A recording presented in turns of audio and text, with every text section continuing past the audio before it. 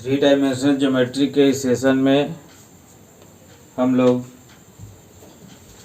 NCERT miscellaneous exercise 11 के problem number 15 और उससे आगे करेंगे। तो देखिए 15 नंबर जो प्रॉब्लम है, find the equation of the plane passing through the line of intersection of the planes vector r dot i plus j plus k equal to 1। Equation 1 हो गया और यहाँ पर जो है इक्वेशन 2 हो गया। तो इसी दोनों जो है प्लेन के लाइन ऑफ इंटरसेक्शन से, तो अब देखिए हम लोग लाइन ऑफ इंटरसेक्शन से गुजरने वाले प्लेन का इक्वेशन का मतलब क्या कि उसमें से किसी भी एक में आर्बिट्ररी कांस्टेंट से मल्टीप्लाई करके दूसरे इक्वेशन के साथ जोड़ दिया जाता है। तो इसको थोड़ा सा देखिए, इस दूसरे इक्वेशन को थोड़ा सा आप ऐसे लिख सकते हैं, r dot 2i cap plus 3j cap और माइनस k कैप और इक्वल टू जो है -4। ये दूसरा इक्वेशन होता है। ठीक, तो इसका मतलब है कि equation of the plane passing through line of intersection of plane 1 and 2 be 1 plus lambda into 2, यानी समीकरण 1 और 2 के कटान रेखा से गुजरने वाले समतल का समीकरण। तो कितना, तो दूसरे में जो है लैम्डा से मल्टीप्लाई करके पहले में ऐड करते हैं। तो इसका मतलब है vector r dot i cap plus j cap plus k cap और plus lambda into vector r dot 2i cap plus 3j cap minus k cap और इक्वल टू जो है 1 - 4 लैम्डा। ठीक है, अब देख लीजिए इसी में लैम्डा का वैल्यू जैसे मिलेगा आगे के शर्त के अनुसार, वैसे इसमें लैम्डा का वैल्यू जब इनपुट कर देंगे तो आपका रिक्वायर्ड इक्वेशन ऑफ प्लेन भी हो जाएगा। ठीक है, यहाँ पर देखिए वेक्टर r डॉट हमने कर लिया, तो i cap plus j cap plus k cap और plus 2 lambda i cap plus 3 lambda j cap और माइनस लैम्डा k कैप और इक्वल टू 1 - 4 लैम्डा। थोड़ा सा इसको मॉड्यूलाइज कर रहे हैं, सजा रहे हैं कि जो शेष जो शर्त दिया हुआ है उसके साथ हम लोग जो है अप्लाई कर सके। ठीक है, तो देखिए यहाँ पर कि vector r dot 1 plus 2 lambda 1 plus 2 lambda into I cap plus 1 plus 3 lambda J cap और फिर जो है plus 1 minus lambda K cap equal to 1 - 4 lambda. ठीक है, अब देखिए अब ये थोड़ा सा जो है नॉर्मल फॉर्म में बदल गया ढंग से। तो देखिएगा यहाँ पर जो कहा जा रहा है कि इस दोनों के लाइन ऑफ इंटरसेक्शन से गुजरने वाला प्लेन जो कि एक्स एक्सिस के पैरेलल है, और एक्स एक्सिस क्या है, एक लाइन है। देखिएगा, तो मान लीजिए कि ये जो इक्वेशन यहाँ पर आया 1 2 तो पहले ही किए हुए हैं, ये 3 मान लीजिए आया, इस प्लेन का इक्वेशन मान लीजिए जो ग्राफ है ये है, इस प्लेन का जो ग्राफ है मान लीजिए कि ये है। ठीक है, और ये जो है प्लेन किसी लाइन एक्स एक्सिस के पैरेलल है। ठीक है, तो इसका मतलब है इस पर जो लंब होगा इस प्लेन पर, वो जो है इस लाइन पर भी परपेंडिकुलर होगा, क्योंकि प्लेन जो है उस लाइन के पैरेलल है, तो ऐसे ही होगा। और जो इसका मतलब है जो लाइन पर नॉर्मल होगा वो एक्स एक्सिस पर भी नॉर्मल होगा। तो इसका मतलब है कि एक्स एक्सिस का डायरेक्शन कोसाइन अच्छा डायरेक्शन रेशियो भी लिख सकते हैं क्योंकि यहाँ तो डायरेक्शन रेशियो के फॉर्म में है। तो direction ratio of x axis are तो कितना, तो 1 0 0। चाहे डायरेक्शन कोसाइन भी लिख सकते हैं यहाँ पर क्योंकि इस तीनों के स्क्वायर का सम 1 ही है। ठीक है, तो आप देख लीजिए उसका डायरेक्शन रेशियो ये हो गया। और नॉर्मल जो कि ये एन ये हो जाएगा आपको 1 + 2 लैम्डा आई कैप और प्लस 1 + 3 लैम्डा जे कैप और प्लस में 1 - लैम्डा के कैप। ठीक है, 1 - लैम्डा के कैप। तो अब यहां से देखिए कि ये नॉर्मल जो है जब इस प्लेन पर परपेंडिकुलर है तो इसका मतलब है एक्स एक्सिस पर भी परपेंडिकुलर है, तो इस दोनों के डायरेक्शन रेशियो के प्रोडक्ट का सम जो है 0 आएगा। ठीक है, तो इसका मतलब है अकॉर्डिंग टू क्वेश्चन कितना, तो 1 + 2 लैम्डा प्लस 0 × 1 + 3 लैम्डा और प्लस 0 × 1 - लैम्डा इक्वल टू क्या, 0। तो यहाँ से जब लैम्डा का वैल्यू जब निकालिएगा आप तो -1/2 आएगा। अब बस इसी वैल्यू को आपको जो है कहाँ पर, तो इस 3 में सब्स्टिट्यूट कर देना है। तब जो है from equation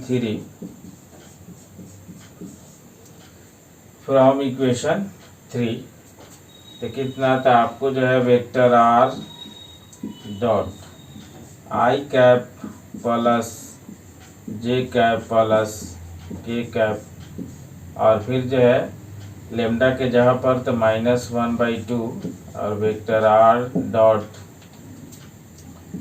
2i cap plus 3j cap minus में के कैप और इक्वल टू 1 - 4 × माइनस में 1/2। ठीक है, तो आप देखिए यहाँ पर अगर एलसीएम आप लेते हैं r डॉट को कॉमन लेते हुए तो वेक्टर r डॉट जो बचेगा एलसीएम ले लिए तो 2i cap plus 2j cap plus 2k cap minus r dot जो कॉमन हो गया r। ठीक है, तो यहाँ पर -2i cap -3j cap plus k cap. अब देखिएगा दोनों तरफ से एलसीएम जो है 2 आ रहा है तो उसको काट दीजिए, तो यानी जो है यहाँ पर 2 + 4 हो जाएगा। ठीक है, तो अब देखिए यहाँ पर से जो आया कि वेक्टर r डॉट 2i तो कैंसिल हो गया, 2j - j 3j यानी माइनस में j हो जाएगा और प्लस में 3k हो जाएगा और इक्वल टू जो है कितना, तो 4 और 2 6। तो ये देख लीजिए कि ये जो है आपको वेक्टर इक्वेशन आ गया है। क्या आ गया है, वेक्टर इक्वेशन। अब अगर इसको कार्टेशियन इक्वेशन में बदलना है तो बस r के जगह पर xi cap plus yj cap plus zk cap डाल दीजिए और डॉट प्रोडक्ट इसके साथ निकाल दीजिए। ठीक है, तो x यानी जो है ऐसे लिख सकते हैं कि फॉर कार्टेशियन फॉर्म इसके साथ जब रखेंगे xi कैप तो i तो है नहीं उधर तो i वाला खत्म, yj कैप तो j कैप के साथ -y और प्लस 3j और इक्वल टू क्या, 6। ठीक है, यानी जो है आपका जो इक्वेशन बना वो क्या बना, तो आपको जो है y - 3z plus 6 equal to 0, जो कि ये जो है कार्टेशियन इक्वेशन हो गया और ऊपर वाला जो है यहाँ पर वेक्टर इक्वेशन हो गया। अब देखिए इस नेक्स्ट क्वेश्चन 16 को, कि if O be the origin and the coordinates of P be 1 2 -3 then find the equation of the plane through P and perpendicular to O P. यानी इसका अगर थोड़ा सा फिगर बनाया जाए तो ये एक प्लेन हो गया जो कि पी पॉइंट से पास कर रहा है, मान लीजिए यहाँ पर है, ठीक है। तो पी का कोऑर्डिनेट है क्या 1 2 -3 और ओ जो है ओरिजिन है और ओ पी जो है इस पर परपेंडिकुलर है। यानी वही बात हुआ कि प्लेन उस पर परपेंडिकुलर है चाहे वो जो है लाइन उस पर परपेंडिकुलर है। यानी कहने का मतलब क्या है कि ये नॉर्मल का काम करेगा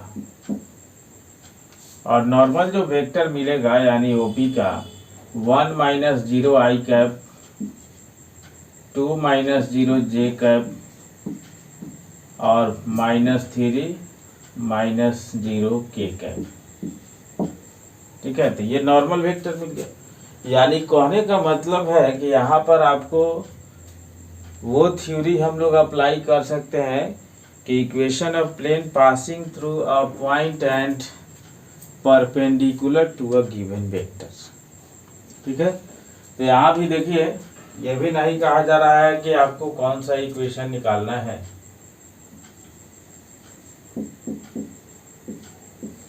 ठीक है।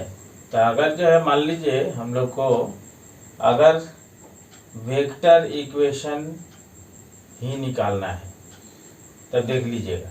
तो वेक्टर इक्वेशन अगर निकालना है तो वेक्टर इक्वेशन जो है उसमें पढ़े थे क्या कि vector r minus vector a और डॉट जो है normal vector n equal to जो है 0, ठीक है।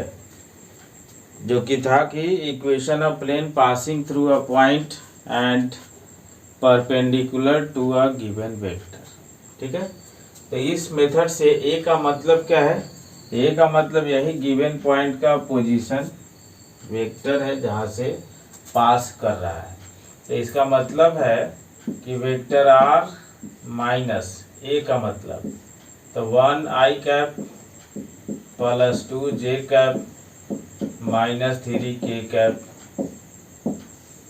और फिर जो है डॉट तो एन जो मिला है normal vector i cap plus 2 j cap -3 k cap और इक्वल टू जो है क्या 0। इसका मतलब है vector r dot i cap plus 2 j cap -3 k cap और माइनस इसका इसके साथ डॉट प्रोडक्ट तो 1 + 4 + 9 इक्वल टू 0। यानी आगे आपको vector R dot I cap plus 2 j cap -3 k cap और इक्वल टू जो है कितना तो 14। तब देख लीजिए ये जो है आपका वेक्टर इक्वेशन मिला। जबकि अगर हम लोग इसको कार्टेशियन इक्वेशन के रूप में बदले तो ऐसे तो वेक्टर इक्वेशन जब मिल जाता है तो बस उसमें आर के जगह पर वेरिएबल पोजीशन वेक्टर एक्स आई कैप प्लस वाई जे कैप प्लस जेड के कैप डायरेक्ट रख के आ जाता है। लेकिन देखिए एकदम इनिशियल मेथड से हम लोग कार्टेशियन इक्वेशन को भी लिखेंगे। तब देखिए यानी जो है फॉर कार्टेशियन इक्वेशन तो अगर हम लोग लेट कर लिए कि equation of plane passing through a point 1 2 -3 तो ये कितना होता है a into x minus x1 plus b into y minus y1 plus c into z minus z1 equal to क्या 0। ऐसा ही इक्वेशन हम लोग लेते हैं। तो आप देख लीजिए अब यहाँ पर जो इसका जो नॉर्मल वेक्टर हुआ वो क्या हुआ तो A I cap plus B J cap plus C K cap. क्योंकि हम लोग जो है हमेशा पढ़ते आ रहे हैं कि जब भी जो इक्वेशन प्लेन का होता है उसमें एक्स वाई जेड का जो गुणांक होता है वो क्या होता है तो direction ratio of normal to the plane. तो अब देख लीजिए ये भी नॉर्मल है और ये भी नॉर्मल है, तो दोनों जो है पैरेलल होगा। तो दोनों पैरेलल होगा तो इसका मतलब है कि उसके डायरेक्शन रेशियो का रेशियो सेम हो रहा है। ठीक है, तो अब जो है सिंस तो a/1 और इक्वल टू b/ तो कितना 2 इक्वल टू c/ तो माइनस में 3 इक्वल टू जो है लेमडा चाहे कुछ ले लिए, तो इसका मतलब है a इक्वल टू जो है लेमडा, b इक्वल टू जो है 2 लेमडा और c इक्वल टू जो है -3 लेमडा। अब इसी को इसमें सब्स्टिट्यूट करिए, यानी फ्रॉम 1 रखिए इसमें वैल्यू, a के जगह पर लेमडा डालना है तो lambda into x minus 1, b के जगह पर 2 लेमडा डालना है तो y-2, c के जगह पर -3 लेमडा डालना है तो z+3 इक्वल टू क्या 0। ऐसे कार्टेशियन इक्वेशन इससे आया रहता तो बहुत जल्दी आ गया रहता, लेकिन एकदम इनिशियल मेथड से इसको भी हम सिखा दिए आपको। तब लेमडा कॉमन होगा और इस सब से जो है अंदर मल्टीप्लाई होगा, तो लेमडा जो है कॉमन हो गया तो x-1 यहाँ पर +2y -4 -3z -9 इक्वल टू 0। तो यहाँ पर आ गया आपको x + 2y -3z और 9 4 13 1 14 इक्वल टू जो है 40। तो ये आपका एकदम इनिशियल मेथड से कार्टेशियन इक्वेशन भी निकल गया और जो है यहाँ पर इनिशियल मेथड से ही वेक्टर इक्वेशन भी निकल गया। अब इस क्वेश्चन नंबर 17 को देखें कि find the equation of the plane which contains the line of intersection of the planes vector r dot I cap plus 2j cap plus 3k cap minus 4 equal to 0 and vector r dot 2I cap plus j minus k cap plus 5 equal to 0 and which is perpendicular to the plane। इतना यानी कहने का मतलब है क्या कि इस दोनों के लाइन ऑफ इंटरसेक्शन से गुजरने वाला प्लेन जो कि इस थर्ड पर परपेंडिकुलर हो उसको निकालना है। तो इसका मतलब है इस दोनों में देखिएगा 4 को अगर उधर कर दे, उधर 5 को उधर कर दे, तो यानी जो है कि equation of plane passing through 1 and 2, यानी जो है passing through line of intersection of 1 and 2, यानी जो है उस समतल का समीकरण जो 1 और 2 के कटान रेखा से गुजरने वाले समतल का समीकरण। यहाँ पर लिख के तब ये लिखेंगे, इस भाषा को सुन के लिख लीजिएगा। ठीक है, तो यहाँ पर जब चलिएगा तो ये कितना आ जाएगा, तो vector r dot I cap plus 2j cap plus 3k cap और plus lambda into vector r dot 2I cap plus j cap minus k cap और इक्वल टू 4 - 5 लेमडा, 4 - 5 लेमडा। बस इसको थोड़ा सा जो है नॉर्मल फॉर्म में ढंग से सजा दे, उसके बाद तो इसके साथ कंडीशन इसका लगेगा ही और जो है जल्दी से लेमडा का वैल्यू मिल जाएगा। तो इसका मतलब है वेक्टर r डॉट कितना था I cap plus 2j cap plus 3k cap और plus 2 lambda I cap plus lambda j cap और माइनस लेमडा k कैप और इक्वल टू क्या, तो 4 - 5 लेमडा। तब तो यहाँ से देखिए कि वेक्टर r डॉट यहाँ पर 1 + 2 lambda I cap plus 2 plus lambda j cap और plus 3 minus lambda k cap और इक्वल टू 4 - 5 लेमडा। तो ये देखिएगा यही जो 4 है वो दिएगा, ये तीसरा पर कह रहा है कि परपेंडिकुलर है। तो इसका मतलब है इसका जो नॉर्मल वेक्टर आया n4 वो कितना है, तो ये यहाँ पर दिख रहा है, यहाँ से यहाँ तक n4 हो जाएगा, ठीक है। और यहाँ से यहाँ तक जो है n3 हो जाएगा, ठीक है। ये तो जब जो है प्लेन पर परपेंडिकुलर है तो इसका मतलब है उसका नॉर्मल भी एक दूसरे पर परपेंडिकुलर ही होता है। According to question n3 dot n4 equal to जो है 0, तो यहाँ से जो है 5 into 1 plus 2 lambda plus 3 into 2 plus lambda और minus 6 into 3 minus lambda equal to क्या 0। यहाँ पर 5 plus 10 lambda plus 6 plus 3 lambda minus 18 plus 6 lambda equal to क्या 0। तो यहाँ पर 10 3 13 13 6 19 19 लेमडा और यहाँ पर 6 5 11, तो 11 माइनस 18 यानी माइनस 7 इक्वल टू 0, यानी लेमडा का वैल्यू जो है 7/19 आ गया। अब बस इसी वैल्यू को आप जो है सब्स्टिट्यूट करिए 4 में, आपका रिक्वायर्ड इक्वेशन जो है मिल जाएगा। तो फ्रॉम इक्वेशन 4 तो यहाँ से देखा जाए कि vector R dot I cap plus 2j cap plus 3k cap और प्लस, तो लेमडा के जगह पर 7/19 और इंटू जो है vector R dot 2i cap